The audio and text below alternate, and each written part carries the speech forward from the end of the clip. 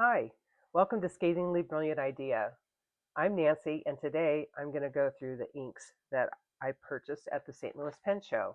I've already swatched them in my ink directory and on my ink uh, swatch cards that I have prepared by color family. And I am going to give you the highlights today and show you some comparisons to other inks that I have in my collection. So I'm going to zoom in so that you can see a little bit better. And we're going to take a close-up look. So the first is going to be the blue family. I purchased quite a few blues, and as you see in my ink catalog, I already have quite a few blues. But we're still going to go through and first I'll show you what I have, and then we can kind of look through my collection and see what I have that might be similar. So the first one you see here is this Meet Me in St. Louis, which is a KWZ ink, and that was the show ink. It's a really nice standard blue, and it is quite different from the other blues that I did get. We'll see in a bit how close it is to other blues I already have. Right off the bat, it kind of reminds me of Amarillo, and we'll take a closer look to see. The next one I got was the 2025 Pen Show ink from Sailor. They apparently only have inks for the year, so all the pen shows get the same ink. And this year it is a blue that has some light or some purple shading to it as well.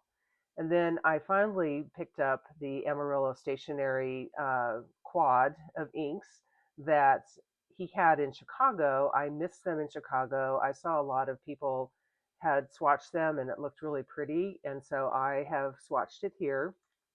And this is got some really nice shading, chroma shading as well, that you wouldn't think when you first lay it down, but it dries into that some nice variation of color, some reds, reddish purples.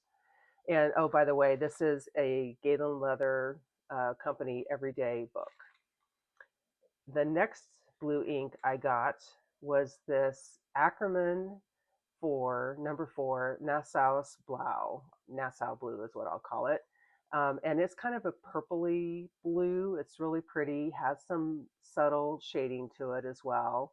And then this one was a surprise ink that I picked up. It's a Taccia. I did not look how to pronounce this, Aomurasaki. And it's a deep um, purpley blue. At first, you might think, when you lay it down, you might think it should be in the black family, but it is actually, I have it cataloged as a blue. And so those are the 5 blues I picked up. So I'm going to pause with these and pull out some of my other inks that I have in my collection. Just as a reminder, if you didn't see the way I catalog my inks, the way I do it, let me zoom out here, is um, I have repurposed this Happy Planner big notebook, which is a normal 8.5 by 11, and the cover actually was the inside on this planner, so I just flipped it because it looked like ink swatches to me. And I've laid it out. I redid the indexes to have the different color families I laid out. I have a label maker, the Snake ID label maker that I made the stickers to cover the file tabs with.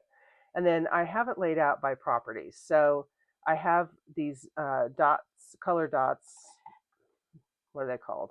Yeah, zig color dots that have different colors on them for the different properties of the ink. So they're scented, permanent, shimmering, chroma shading, shading, and then I put carbon separate from permanent, just to make sure I knew what was a carbon ink in my collection and what wasn't. And I made also little labels for these so I don't have to keep on remembering the color number. And then when I have cataloged them in my swatch cards that I make on aerofoil paper and then just glue it onto a regular cardstock paper, I put the qualities on that as well. So you'll see it's easy to kind of match up with what I have here. in addition to the list that I have in here. These are just loose sheets that were already pre-dispunched, and I keep tabs of the color families here. Don't look at the upside down one. So let's go to the blue. So on the blues, I have swatched each one on an Aerofil paper and on a Tomoe River 52 GSM paper, because those are the papers I write on most, and so those are going to be the ones that will show up the ink qualities the best. Because this is Galen leather, what I'm going to do is going to compare it to this, and we'll see. I'll keep it out here so you can kind of see if there's anything else that pops up. So I had said Amarillo reminded me of this color, and it's really kind of closer to Konpeki almost, a little bit between those two. And the Nassau, the number 4 might be similar to the Asagao, but I wanted to get the bottle. Those Akkerman bottles are awesome. And I don't have anything close to the deep dark navy. So let me go to the next blue Tomoe River paper swatch. So that's, I have some blue blacks, but this kind of is more of a purpley navy, I would call it. So that's new to me.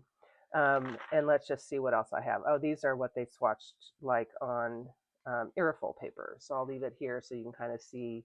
They're not in the same order, but this is what the Nassaus, I'll just call it Nassau Blue because I keep on botching that name. Let me zoom in a little bit for you here. And we'll compare what it looks like on the different papers. Aerofil, Tomoe River paper, Meet Me in St. Louis, Aerofil, Tomoe River paper, blue suntan. You can see how that compares there when I get it back in the frame there. And the Taccia is this feathered a little bit. I wonder if I had some water in the pipette that I drew on it, because it doesn't feather here at all. The St. Louis pen show, actually the shading showed up, chroma shading showed up better on the Aerofil than it does on the Tomoe River paper, and usually that is the opposite. So let's keep going here, and we'll kind of pause at each color family that I do, and we'll do some comparisons with the rest of my collection. So I'm going to show you the couple of Monteverde inks that I picked up. I have the Purple Rain, which was in a big bottle. He was selling them for half off, so I got it. Obviously, I love purple and magenta colors. And then Monteverde Napa Burgundy. A couple of greens here, this Amarillo Teal waistband, and the Robert Oster Crocodile green. I already had a sample of this that I was out of, so I went ahead and picked this up because it's one of my favorite greens. And then this is the Pilot Iroshizuku Kirasame. That's the one that's being discontinued. So I picked up a bottle of that as well when I was there. So let's see what else I have in the gray family to compare to the Pilot Iroshizuku. Gonna get this turned. And it's kind of purpley. Let's see if I can pull this out. And I'll pull out the Tomoe River paper to be similar here. So the Van Diemen's Laughing Kookaburra crest may be similar, but it's got a little more brown in it, especially in the writing. So I really don't have anything similar to that. The Fuyu Shiogun, which I already had, is definitely more blue than purple-ish. And then, well, you can see it right here because I have the Kirasame on the same page as all these others. Now for the purple, let's see what we've got that might look like that. So these are all bottles I have. I have a lot of ink bottles, but I have a lot of space to keep them, so I guess I'll stop buying them when I run out of space. This Monteverde Purple Rain is not like any of them on this page that are more of a true purple. The this is the aerial page, and this is the page of all of these magenta colors that I have already, and none of them really are the same. So the Gratitude magenta is more pink, and Yamabudo is more pink and with the chroma shade or the sheening on the side, and then this Robert Diamine Iridescent Robert is different as well. So pretty different there. Prickly Pear is the other one I have. That's this one, not even close. So as much as I thought it looked like it might be something similar to what I already had, it is a little bit different. Let's go to the reds, which is where I classified the Monteverde Napa Burgundy. That is right here, and you can see on this page if I pull it out, and I'll pull it out on the Tomoe River paper to be apples to apples comparison. It is more purple leaning than any of the others that I have in this family. So it is definitely a unique color for me, and I think I'm really going to enjoy having that as an addition. The Robert Oster green. Well, let's do the teals next because that's next in my book. So that I have a fair number of teals, and a teal turquoise is kind of what I call this page. It's a little bit of everything. It's not really identical to anything else I have.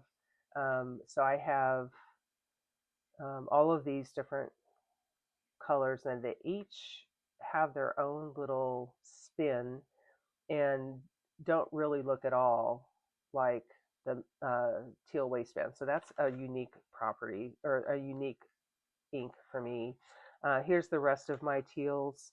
It's teal slash turquoises, and it's actually might be the closest to this Archer and Olive teal, which was in one of their boxes last year, but not really. It's got definitely more green to it. So again, another unique shade for that. So let's move on to the rest of my collection here, and I have to take a minute here to put my book back in order. The nice thing about disc-bound systems is that they're modular. You can add to them, swatch things around, etc.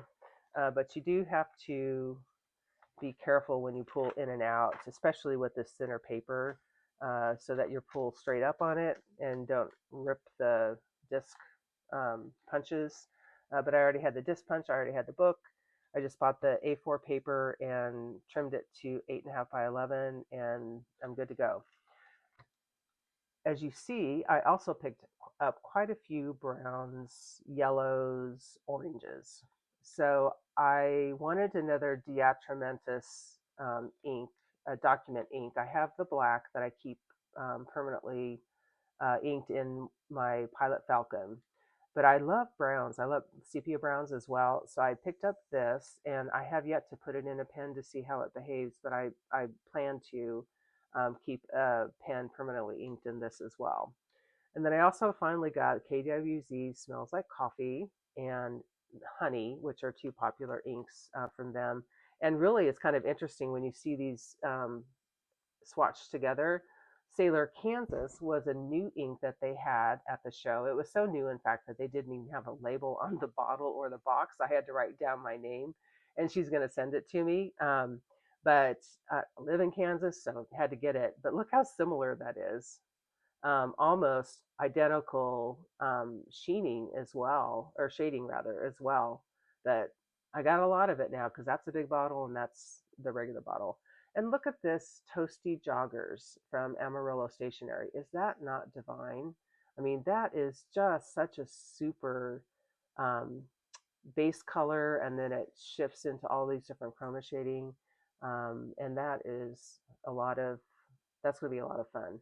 By the way, I did the lettering and then these lines with the Sailor Fude dip pen, Hokuro, I think is what they call it. because this, while I have a Kakamori dip pen, I battle with it a lot. It's a love-hate relationship. And this really draws lines more similar to my fountain pens. I really range anywhere from extra fine up to broads. I've expanded my horizons a lot this past year.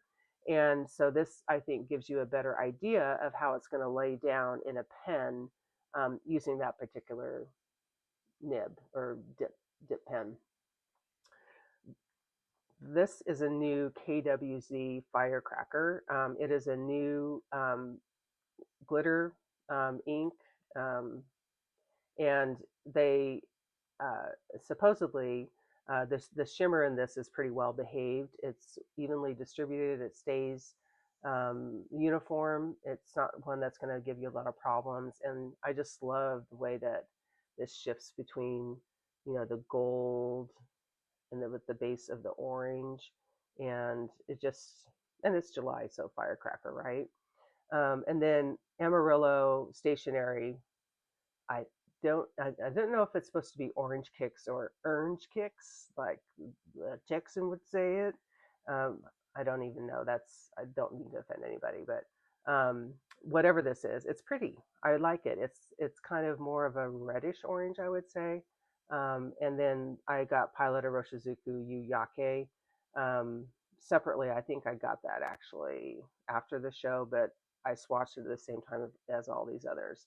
I'm going to try making an ink, Inoho ink dupe that Karina had on her channel with these Pilot inks because I already had Chicorine.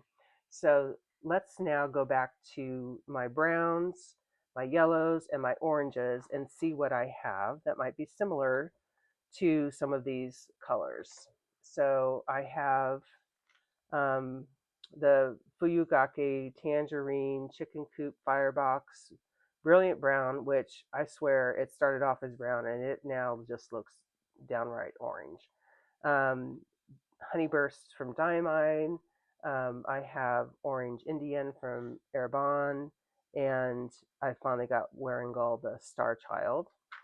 So I do have quite a few in this family. And then here is the firecracker and the orange kicks and the YuYake compared to all these. So let me just kind of show these side by side so you can kind of see what I have. They all have uniquenesses associated with them.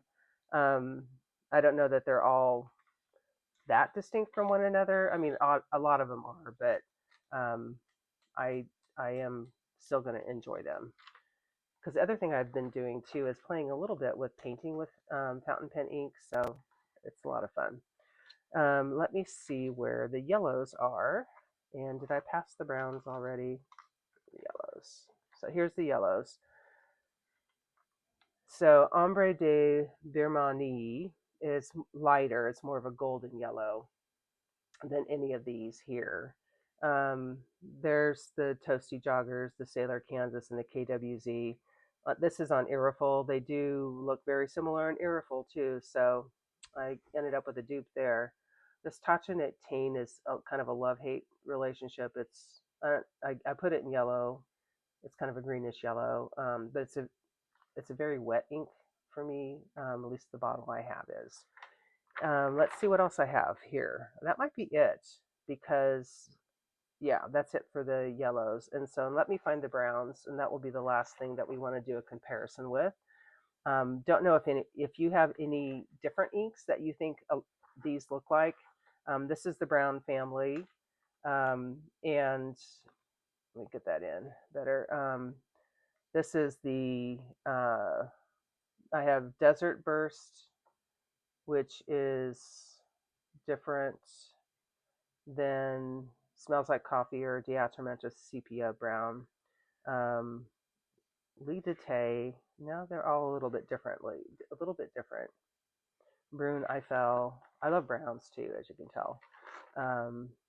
The Platinum Brune Sepia is much more red than this. This is much more of a, I would say a brown, base brown, maybe reddish, maybe a little bit reddish. I don't know.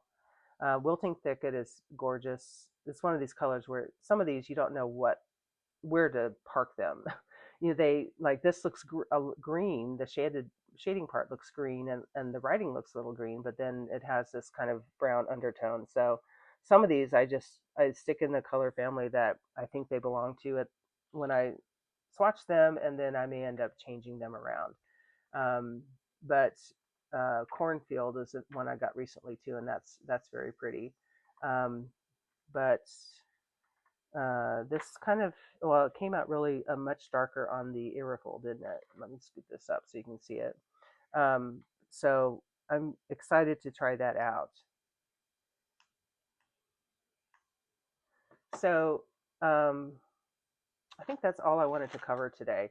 So I wanted to go through this with you. I had shot a video last weekend when I did the swatching. It was way too long, hard to see, because I was writing kind of fast and I was using my Kakamori dip pen, and it just didn't come out the way I liked it. So I just did a quick redo today on this simple 2-page spread, um, so that you can see the colors that I have.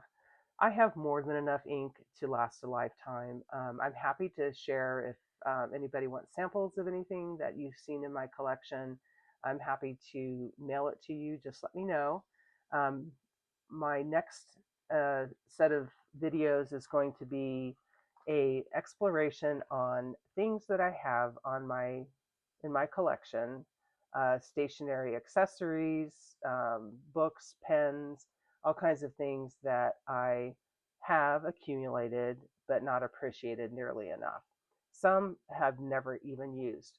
So I'm in preparation for my next pen show in San Francisco. I'm putting myself on a chill buy, and I'm going to learn to appreciate what I have and refamiliarize myself with everything I have before I start accumulating more at the end of August, because I'm not going to fool myself. I will be buying things at the San Francisco Pen Show.